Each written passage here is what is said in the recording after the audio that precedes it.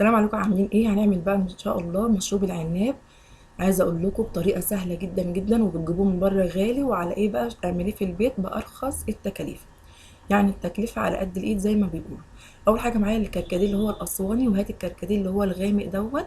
ما تجيبيش اللي هو المحمر قوي، الغامق ده بيبقى الجوده بتاعته عاليه وبيبقى حلو جدا جدا. ده كركديه اسواني.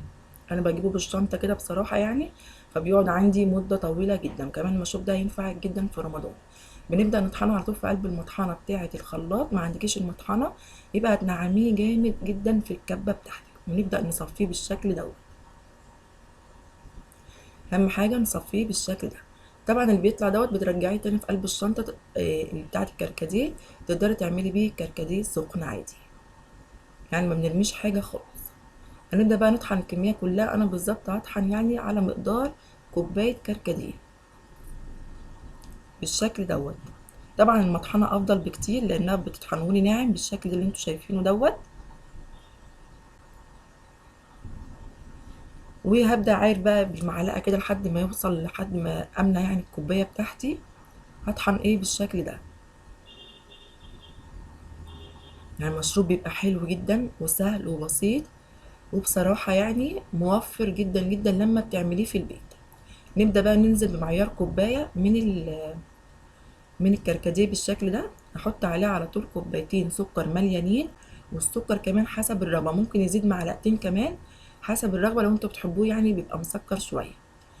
لكن هو على الكوبايه كوبايتين مليانين سكر، نفس معيار كوبايه الكركديه. حابه تزودي سكر تاني ممكن تزودي معلقتين كمان، ممكن لا. ابدا اقلبهم بقى كويس قوي بالشكل دوت. لازم مهم اول خطوه دي. بجيب حوالي 4 معالق كبار ميه، يعني اقل من ربع كوبايه كده، بحوالي معلقه كبيره او معلقتين. وببدا يعني احطهم كده على الكركديه والسكر، وافركهم بايدي بالشكل ده. بصوا بقى كله بيتجانس مع بعضه، بيختلط مع بعضه. يبقى كويس قوي، يعني مش اقل من 3 دقايق نعمل الخطوه دي كده بالشكل دوت. ما تزوديش الميه طبعا، يا دوبك 4 معالق كبار ميه. اخلطهم بقى كويس قوي، بتشموا بقى الريحه في الخطوه دي، ريحه العناب، يعني مش قادره اقول لكم حلوه قد ايه. اهم خطوه طبعا ماده الحفظ بتاعتنا هتبقى نص ليمونه. نص ليمونه، هي دي الماده بتاعه الحفظ. طبعا البذر وقع مني كده نشيله على طول، وارجع اقلب كده على طول بالمعلقه بتاعتي كده. احنا معانا احلى عناب عملناه في البيت.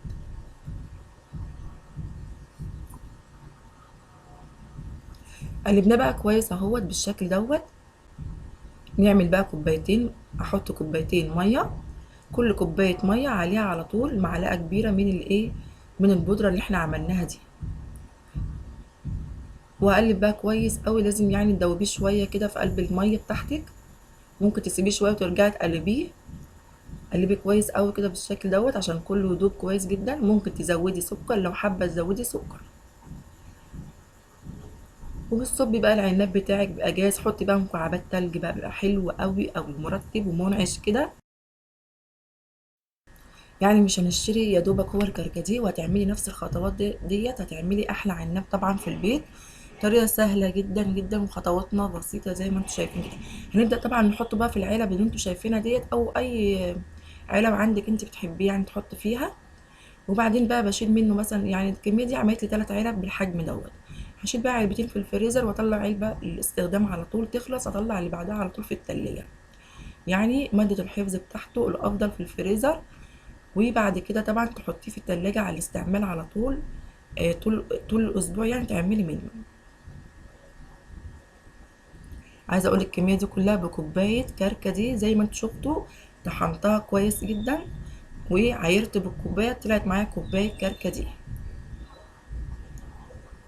شايفين بقى الجمال؟ حلوه جدا جدا. جربوا الطريقه، وبالله عليكم اعملوا لنا لايك واشتراك في القناه.